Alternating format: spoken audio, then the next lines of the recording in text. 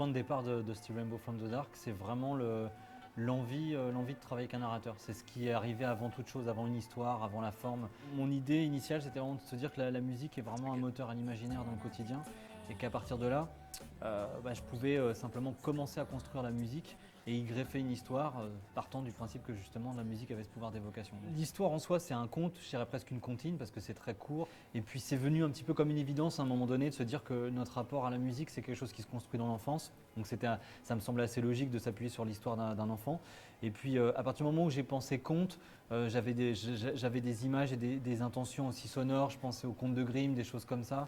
J'avais envie d'aller dans des univers un petit peu aussi mélancoliques par moments. Il y a un peu deux rapports dans le cinéma. C'est vrai que le cinéma, c'est une passion, mais il y a le rapport au cinéma comme citation, c'est-à-dire la façon dont je peux l'utiliser et l'incorporer, et le cinéma comme inspiration, c'est-à-dire le cinéma, en effet, citation, c'est plus le cinéma des années 50, ou 40, genre du Lubitsch, du Vincente Minnelli, du Otto Preminger, des films d'Hitchcock, des films qui pour moi en fait ont cette force d'abord la patine du son, parce qu'il y a quelque chose il y a un charme suranné du son pour moi.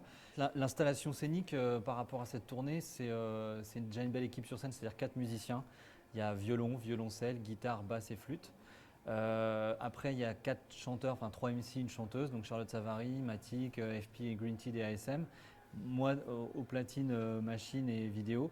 Il y a beaucoup d'artistes avec qui j'aimerais collaborer, des chanteurs que j'apprécie énormément, mais je suis incapable d'aller les voir sans avoir une idée précise. Et ça, c'est quelque chose que je conserve un peu comme un garde-fou, de ne pas faire n'importe quoi. Moi, j'aime bien l'idée de garder le fil conducteur de mon projet et de me dire à un moment donné, tiens, sur ce morceau-là, oui, là, j'ai pensé à toi pour ça, et d'aller voir un artiste et de lui expliquer, de lui dire, voilà, je suis travaillé sur un nouvel album, le concept c'est ça, l'idée c'est ça, l'histoire c'est ça, le titre c'est celui-là, il arrive à tel moment, j'aimerais qu'on fasse ça de telle façon. Et après, si l'artiste comprend où je veux en venir et qu'on a de la chance, on arrive à faire quelque chose. Il n'y a pas de règle absolue dans la création musicale, mais dans mon processus, il y a quelque chose qui est important, c'est la matière. C'est-à-dire que wax tailor, ça veut dire tailleur de cire, ça veut dire que je vais extirper des notes de la cire, du vinyle. Je vais chercher dans des vieux vinyles comment reconstruire et fabriquer des instruments. C'est-à-dire que je cherche des notes, je cherche des sons, des sonorités. Et à partir du moment où j'ai une sonorité, c'est la sonorité qui va me guider un petit peu. Ma quête du vinyle aujourd'hui, parce que c'est toujours quelque chose, voilà, je cherche, je vais un petit peu comme plein de diggers, c'est-à-dire je vais quand j'arrive dans une ville, je me renseigne. Souvent, l'étranger, c'est un peu plus excitant parce qu'on se dit, tiens, il y a peut-être moyen de trouver des choses qu'on n'a pas trouvées ailleurs. Et l'idée, c'est vraiment, j'aime bien l'idée de l'improbable et je ne suis pas quelqu'un qui va aller chercher des disques très rares, très chers. Je préfère l'idée d'aller fouiller dans ce qu'on appelle les one box, c'est-à-dire vraiment ce qui coûte pas cher. Paris, New York, c'est des villes, par exemple aujourd'hui, ou Londres, c'est des villes où il n'y a pas, je dis pas qu'il n'y a rien d'excitant, mais il y a tellement de gens qui vont vers les mêmes adresses et tout, il n'y a pas de secret. Je suis allé il y a 2 ans aller jouer à Jakarta, je pense que je vais y retourner.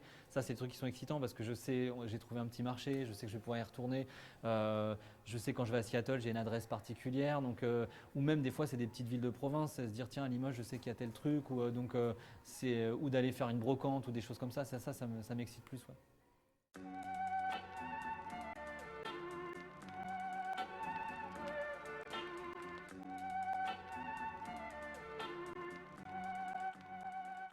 Let's begin.